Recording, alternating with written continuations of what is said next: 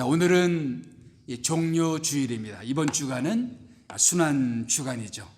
이번 주 금요일은 예수께서 십자가에서 죽으심을 기념하는 성금요일. 여기 사람들은 굿 프라이데이라고 했죠. 예수께서 죽으심으로 말미암아 좋은 일들이 우리에게 많이 생겼다. 그래서 굿 프라이데이라고 부릅니다. 그리고 주일날은 예수께서 죽은 지 사흘 만에 부활하셨다는 부활주일입니다. 오늘의 사건은 바로 종료주일에 있는 낙이 타고 예루살렘에 입성하시는 그런 종료주일의 사건을 오늘 마가복음 11장은 보여주고 있습니다.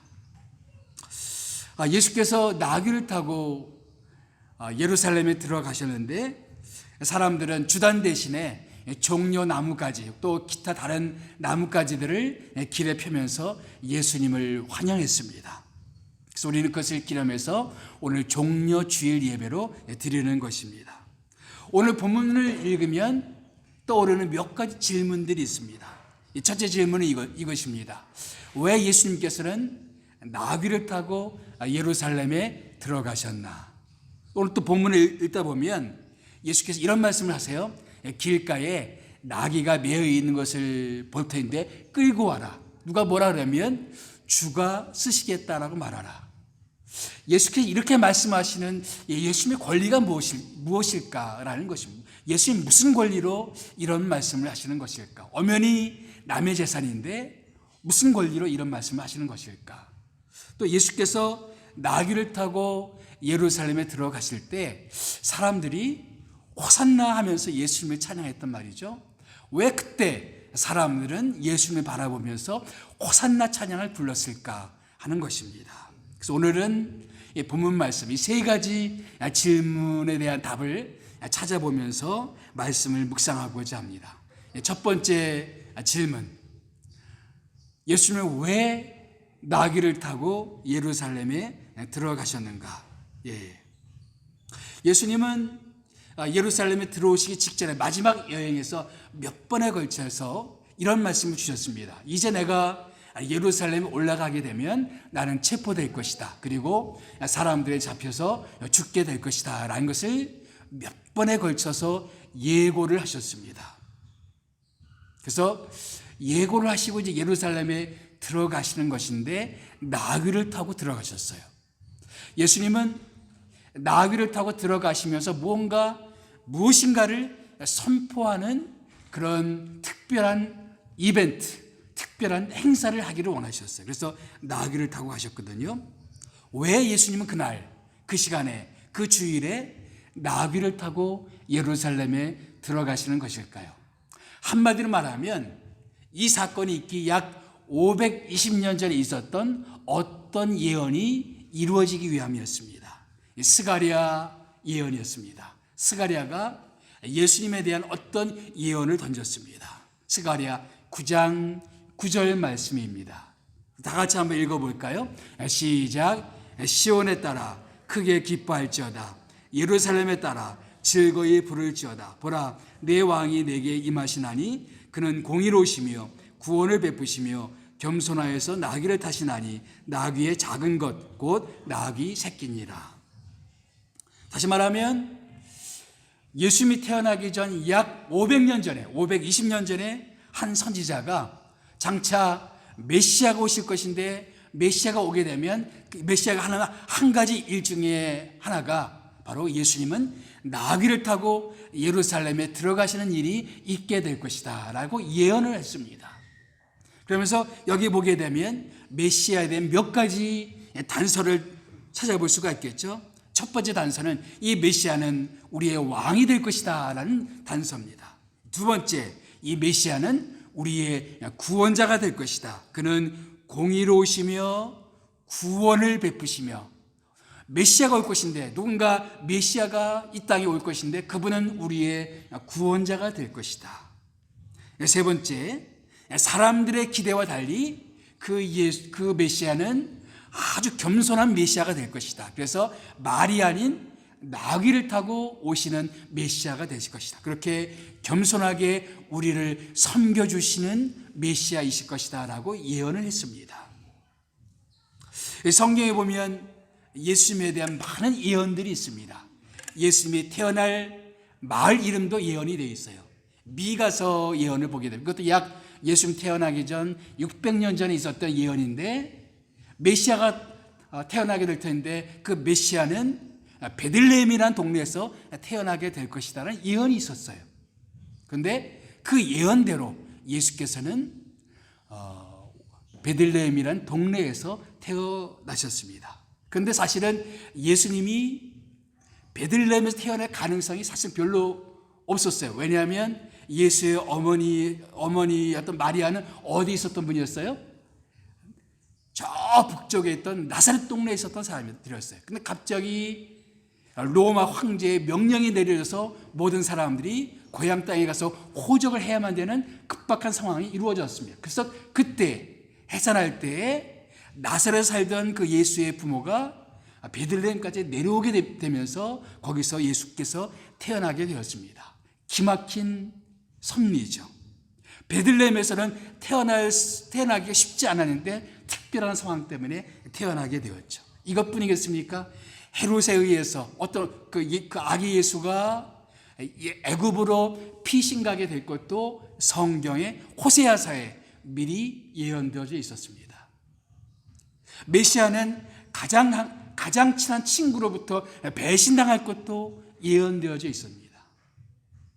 예수께서 십자가에서 달려가서 외치는 말 중에 나의 하나님 어째 나를 버리시나이까, 엘리 엘리 라박 사박다니, 사실 이것이 시편에 또 예언되어져 있으며 메시아가 오게 돼서 고통 중에 이런 절규를 하게 될 것이다라는 예언도 있습니다. 그리고 오늘 말씀처럼 메시아는 나귀를 타고 오시게 될 것이다라는 예언도 있습니다.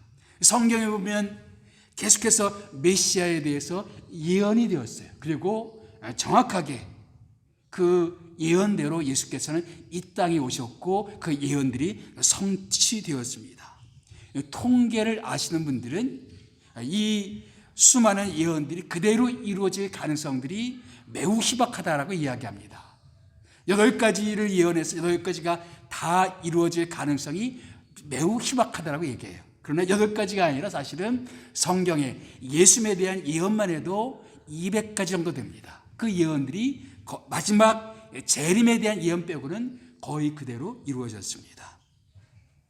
바로 예수께서 나귀를 타고 예루살렘에 오신 한 가지 이유는 뭐냐면 바로 자기 자신이 성경에 예언되어졌던 그 메시아라는 사실을 공개적으로 사람들에게 선포하기 위해서 나귀를 타고 예루살렘에 들어가셨던 것입니다.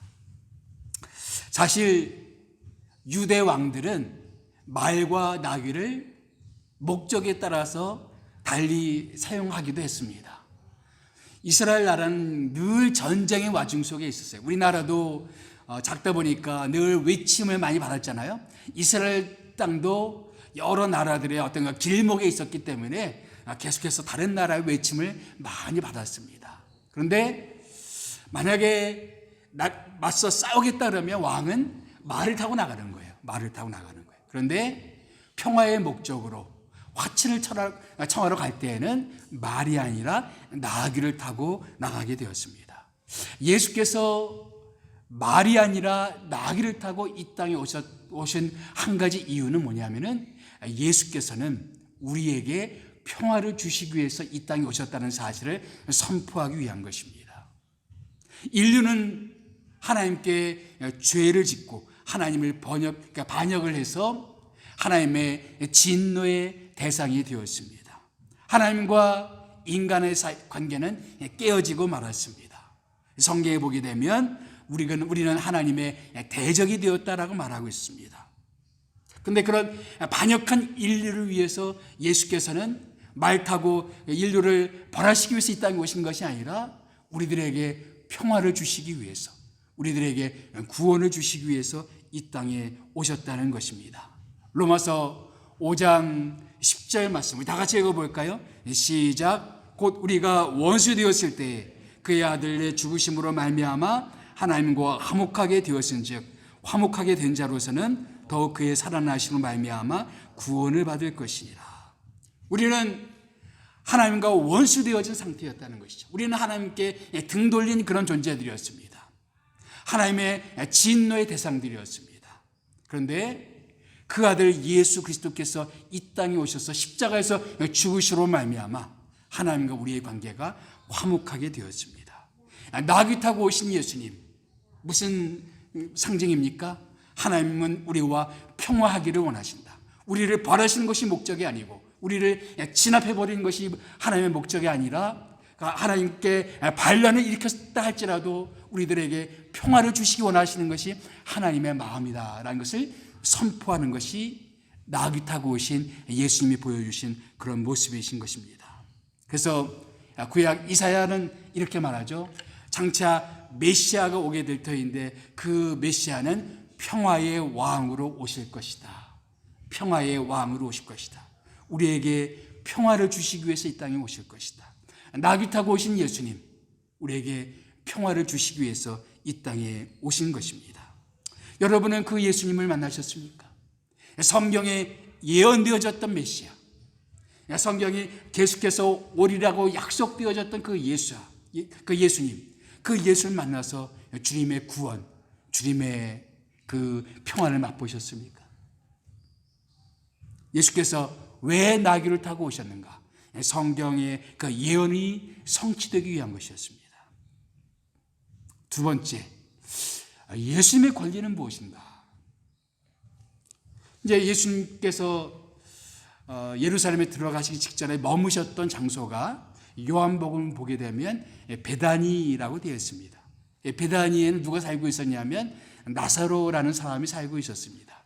아마도 예수님은 유대인들의 절기가 되면 예루살렘 가게 될 때에 이 예루살렘 직전에 있었던 산동네 베다니에서 자주 머무셨던 것 같습니다. 그래서 사람들은 나사로를 예수님의 친구라고 불렀어요.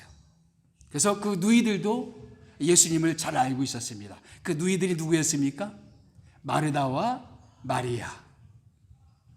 근데 그래서 예수님이 마지막 예루살렘에 올라가시기 전에 베다니에서 출발하셔서 저 건너편 마을, 아마도 이 마을이 벳바게라는 마을이었던 것 같아요. 그래서 그 건너편 마을에 가게 되면 길가에 나귀 새끼가 매여 있는 것을 보게 될 것이다. 끌고 와라. 그래서 혹시 누가 뭐라 그러면 주가 쓰시겠다 하라. 그렇게 말씀하신 것입니다. 엄연히 나귀는 그 누군가의 소유이죠. 그런데 그걸 끌고 오라고 말씀하시는 거예요. 매우 예수님답지 않은 말씀이죠. 남의 엄연한 재산인데 그걸 끌고 와라. 누가 뭐라 그러면 주가 쓰시겠다 하라. 아니 예수님이 무슨 권리로 이런 말씀을 하시는 것일까? 좀 이상하지 않습니까? 예수님답지 않게 왜 남의 재산인데 그걸 끌고 오라 이렇게 말. 그리고 누가 뭐라 그러면 주가 쓰시겠다 하라 이렇게 말씀하시는 것일까요? 오늘 본문 말씀에 예수님께서 주라는 단어를 쓰시죠. 주. 근데 사실은 예수님이 처음으로 자기 자신을 가리켜서 주라는 단어를 쓰시는 대목입니다. 그 전까지는 주로 자기 자신을 가리킬 때 뭐라고 많이 쓰셨습니까? 인자라는 말을 많이 쓰셨습니다. 그래서 여기 3절 말씀 보게 되면 만일 누가 너희에게 왜 이렇게 하느냐 묻거든 어떻게 하라고요? 주가 쓰시겠다 하라. 주가 쓰시겠다 하라. 근데 이 주라는 단어가 좀 특별한 단어입니다. 예. 여러분 이 주라는 단어는 퀴리오스라는 퀴리오스 헬라어로.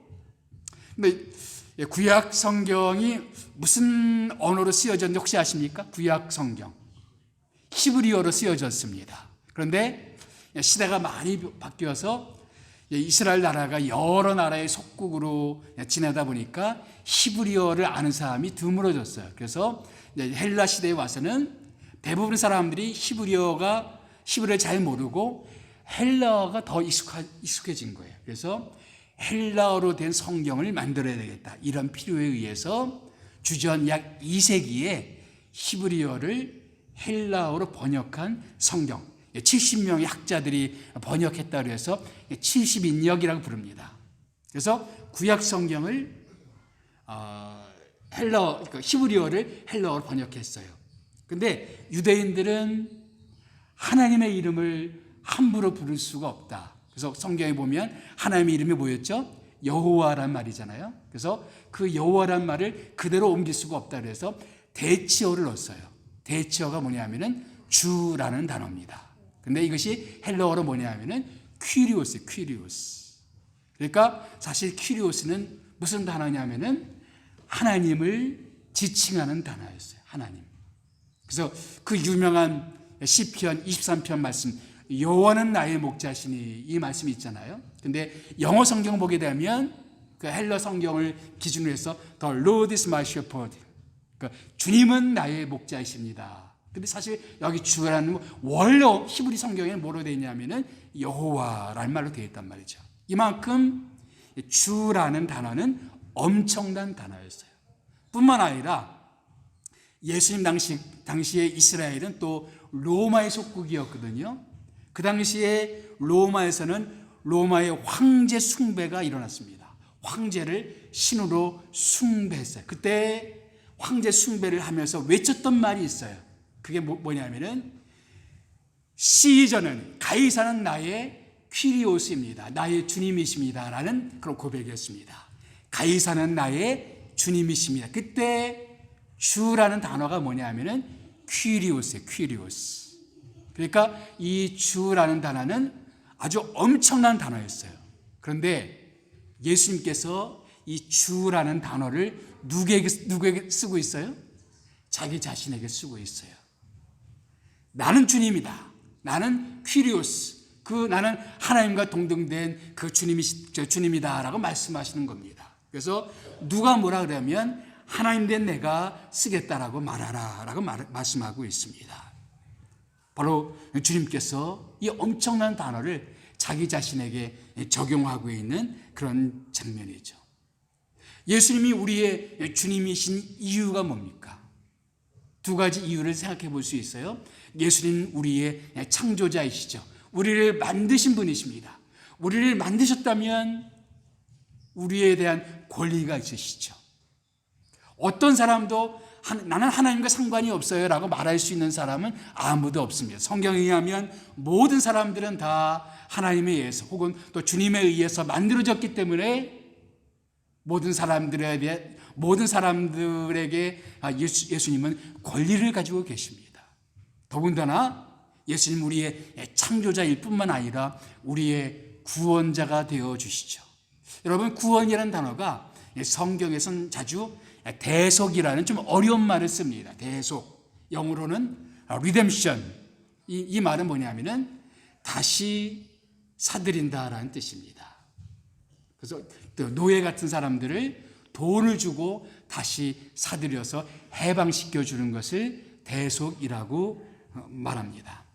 그래서 우리를 구원하셨다는 말은 우리를 사들였다. 우리를 구원하시기 위해서 예수님께서 값지불 하셨다라는 뜻이에요.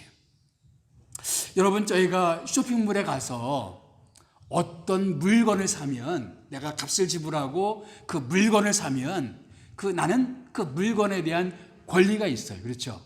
물건을 내가 이렇게 쓰든 저렇게 쓰든 그건 내 권리예요. 왜냐하면 내가 값을 주고 그 물건을 샀기 때문에. 그런데 예수께서는 우리를 구원하시기 위해서 무슨 값을 지불하셨습니까? 자기의 목숨을 지불하셨어요. 그리고 우리를 구원하셨습니다. 그래서 자기 자신을 주님이라고 선포하시는 겁니다. 예수님은 우리 인생에 권리가 있으신 분이십니다. 우리가 예수님을 믿는다라고 고백할 때 그것은 예수님이 나의 죄를 용서해 주시는 그런 구원자라는 고백도 되지만 동시에 예수님은 내 인생에 모든 권리가 있으신 주님이십니다라는 그런 고백도 되는 것입니다. 오늘 예수님께서는 어떤 동네에 그 나귀 주인이 갖고 있던 나귀를 향해서 주가 쓰시겠다라고 그렇게 선포를 하셨습니다. 주님께서는 그런 권리가 당연히 있으시죠. 온 세상을 만드신 창조자이기 때문에, 온 인류의 구세주가 되어주시기 때문에 당연히 예수님은 그런 권리가 있으신 분이십니다. 그런데 주님께서는 우리 인생에 대해서도 이렇게 말씀하실 수 있는 권리가 있다는 거 아십니까? 내가 너를 쓰기를 원한다. 주가 쓰시겠다 하라. 주님은 우리의 가정을 쓰기를 원하실 수가 있고, 내 자녀들을 주님께서 사용하기를 원하실 수가 있고, 내 인생을 쓰시기를 원하실 수도 있다는 거예요. 주가 쓰시겠다 하라. 내 인생은 나의 것.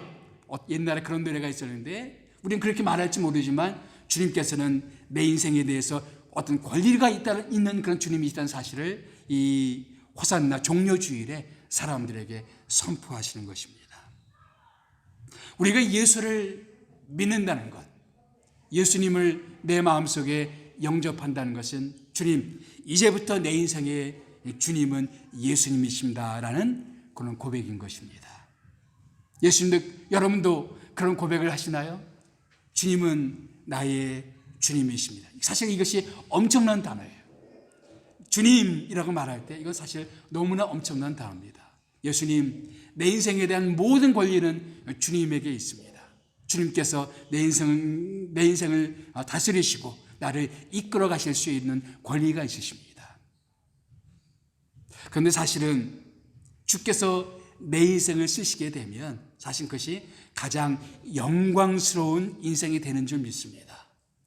어느 길가에 그냥 매여 있었던 나귀, 기껏해야 크게 되면 나중에 사람들의 짐이나 싣고 다니던 그런 나귀였을지 모르겠어요. 그런데 인류의 구세주가 이 땅에 오셔서 온 인류의 죄를 담당하시기 위해서 마지막 십자가를 지시는 그 중요한 순간에 예수님을 운반하는 그 영광스러운 그 영광을 이 나귀가 차지했단 말이죠. 주가 쓰시겠다 하라. 비록 주님께 쓰임받는 것이긴 하지만 사실은 그것은 나귀의 입장에서 생각해보면 그 어떤 것과도 비교할 수 없는 영광스러운 것이란 말이죠. 주님은 우리 인생에 대해서도 그럴 수가 있어요. 주님은 나는 이것을 하고 싶은데 주님께서 내 인생을 그렇게 쓰기를 원하지 않으시고 이렇게 쓰기를 원하세요. 이게 내 마음에 안 들 수가 있습니다. 나는 주님께 항구하죠. 그럼 주님은 나에게 말씀합니다. 내 인생의 주인은 누구냐? 너냐? 나냐? 당연히 우리 주님이 우리 인생의 주인 되시죠. 그래서 주님께서 나를 이끌어 가시는 방법이 마음에 안 들어요. 내가 원하지 않은 일들이 자꾸 일어나요. 나는 주님이 내 인생을 이끌어가는 것들이 내 마음에 별로 즐겁지가 않아요. 그래도 주님께서는 나를 쓰시기를 원하신다는 거예요. 그런데 그것이 사실은 내가 인생을 살아가면서 경험할 수 있는 최고의 영광, 가장 영광스러운 인생인 줄 믿습니다. 저는 인생을 살면서 우리가 가장 소망해야 될 게 뭐냐면은 주님께 쓰임받는 인생이라고 믿습니다. 구원받은 우리가 무엇을 열망해야 될까? 우리가 많은 것을 얻고 많은 것을 누리는 것도 중요하지만 한 번 있는 인생 가운데 정말 그 영광스러운 우리 주님에 의해서 쓰임받는다. 누군가를 구원하고 누군가를 격려해주고 누군가를 세워주고 누군가를 치유하고 누군가를 돕는 일에 내가 주님의 도구가 되어서 평화의 도구가 되어서 주님께 쓰임받는다. 이것만큼 영광스러운 인생은 없다고 생각합니다. 하나님의 도구, 주님의 도구로서 쓰임받는다는 것. 주님은 우리 인생의 주인 되신 주님이십니다. 세 번째, 오늘 본문을 읽어보게 되면 예수님이 나귀를 타고 예루살렘에 들어가실 때 사람들은 뜬금없이 호산나 하면서 예수님을 찬양했단 말이죠. 왜 이 시점에서 사람들은 호산나 찬양을 불렀을까 하는 것입니다. 왜 그랬을까요? 9절 말씀 보면은 같이 읽어봅시다. 시작. 앞에서 가고 뒤에서 따르는 자들이 소리를 지르되 호산나 찬송하리로다 주의 이름으로 오시는 이여. 호산나. 호산나의 원래 뜻이 뭐냐면은 이제 우리를 구원하소서라는 말입니다. 그래서 사실은 여기서 찬양의 뜻이라기보다는 기도문입니다. 하나님께 대한 호소문이었어요. 이제 우리를 지금 제발 구원해 주소서, 이제 제발 우리를 구원해 주소서 하는 호소문이었어요. 이건 사실 시편 118편에 나오는 표현인데 이스라엘 백성들은 특별히 이것을 유대인들의 초막절이라는 절기 때 이걸 많이 했어요. 그래서 초막절 매일 8일 동안에 매일 돌아요. 어딜 도냐면은 성전 안에 있는 번제단, 제단을 돌아요. 제단을 돌면서 외치는 말이 호산나, 호산나, 호산나 이렇게 외쳤어요. 이게 뭐냐면은 이제 우리를 구원해 주소서, 이제 우리를 구원해 주소서. 이스라엘 백성들은 여러 가지 고통스러운 역사가 많이 있었어요. 그때마다 그들은 절기 때 외치는 겁니다. 이제 우리를 좀 제발 구원해 주소서, 이제 우리를 구원해 주소서. 그래서 매일 초막절 때 매일 한 번씩 사람들이 모여서 이렇게 도는 겁니다. 호산나, 우리를 구원해 주소서, 우리를 구원해 주소서 외쳤단 말이죠. 그리고 제 8일째가 되면은 7바퀴를 돌아요. 7바퀴를 돌면서 호산나, 호산나 부르던 겁니다. 근데 지금 예수님이 예루살렘에 올라가셨을 때 절기는 무슨 절기예요? 초막절이 아니에요. 6월절입니다. 6월절인데 왜 사람들은 뜬금없이 초막절에 외치던 호산나 찬양을, 호산나 그 외침을 외쳤을까요? 사실 여기에는 역사적 배경이 좀 있습니다. 이스라엘 나라는 여러 나라의 속국으로 지낸 때가 참 많이 있었어요. 특별히 구약 말기에 가게 되면 바벨론 제국의 속국이 되었다가 또 바사, 어디죠? 페르시아 제국의 속국도 되었다가 그 다음에는 헬라 제국의 속국도 되었습니다. 헬라 왕 중에 유명한 왕 중에 하나가 안티오코스 에피파네스라는 왕이 있어요. 지독하게 유대인들을 괴롭히던 왕이었습니다. 얼마나 괴롭혔냐면은 그 유대인들이 가장 신성시하는 것이 성전이지 않습니까? 그리고 유대인들이 가장 혐오하는 동물이 돼지였습니다. 그런데 돼지고기를 제단에 놓고 절대로 하나님께 바칠 수 없는 그 짐승이었어요. 그런데 그것을 제단에 놓고 제사를 드리는 겁니다. 그리고 성전 안에, 이 거룩한 성전 안에다가 제우스 신상을 만들어 놨어요. 제우스 신상을. 그리고 성전 안에 여러 딸린 방들이 있는데 거기다가 창기들을 데려와서 즐겼던 왕이 바로 안티오코스 에피파네스입니다. 유대인들이 생명처럼 여기던 하나님의 성전을 완전히 모독하고 더럽히는 사건이었죠. 유대인들이 참다가 드디어 봉기를 일으킵니다. 유다 마카비라는 사람을 중심으로 해서 주전 168년에 다시 한번 봉기를 해요. 그래서 잠시 식민지에서 해방돼서 자유를 경험합니다. 그래서 이것을 뭐라고 말하냐면은 하스몬 왕조라고 부릅니다. 그래서 주전 168년부터 주전 63년도까지 잠시 자유를 누려요. 이때 앞장섰던 인물이 누구냐면 유다 마카비입니다. 헬라 왕들을 쫓아내고 이제 유다 사람들이 성전을 다시 회복하는, 그래서 유대인들은 지금도 이것을 기념해서 절기를 지킵니다. 여러분 혹시 하누카라고 들어보셨습니까?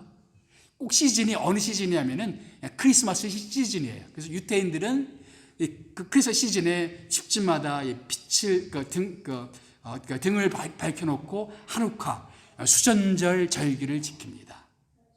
바로 그것을 기념하는 것이 이건데, 이때 성전 수복에 앞장섰던 유다 마카비가 예루살렘의 성전을 정복하고 이제 회복하고 예루살렘에 들어갈 때 사람들이 했던 게 뭐냐면 호산나 호산나 찬양을 불렀어요.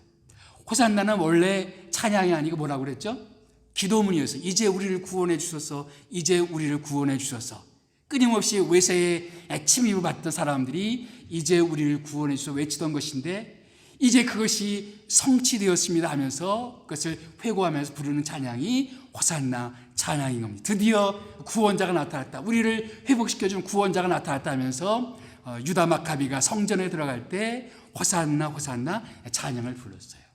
그런데 예수께서 낙이 타고 예루살렘에 들어가시니까 사람들은 유다 마카비를 연상을 했어요. 정말로 외국의 속국이었던 우리들, 식민지살이하던 우리들을 해방시켜 주었던 유다 마카비처럼 저 예수님께서 혹시 우리를 해방시켜 줄 그 메시아가 아닌가 싶어서 그들은 호산나 찬양, 호산나 찬양. 이제 우리를 구원해 주신 주님, 이제 우리를 구원해 주실 주님 하면서 예수님을 찬양했던 것입니다. 문제는 여기에 항의했던 사람들이 있습니다. 많은 무리들이 호산나 호산나 하면서 예수님을 찬양하니까 어떤 사람들이 이 엄청난 말들을 사람들이 하고 있는데 왜 당신은 가만히 있습니까? 이렇게 얘기를 했어요. 그러니까 예수님이 뭐라 그랬을까요? 자, 누가복음 말씀 보면 이런 말씀을 주십니다. 다 같이 읽어볼까요? 시작. 내가 너희에게 말하노니 만일 이 사람들이 침묵하면 돌들이 소리 지르리라. 만약 이 사람들이 아무 말 안 하고 있으면 돌들이라도 소리 지를 것이다 라고 말씀하고 있습니다. 다시 말하면 예수님은 사람들의 찬양을 당연한 것으로 받아들였습니다.